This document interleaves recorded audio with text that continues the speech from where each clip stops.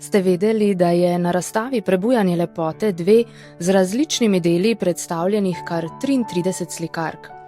Ustvarjale so v istih umetnostnih okvirih viktorijanske estetike kot njihovi moški kolegi, a so se morale spopadati z omejitvami in predsodki svojega časa. Ena od zastopanih slikark je Sarah Louise Kilpack.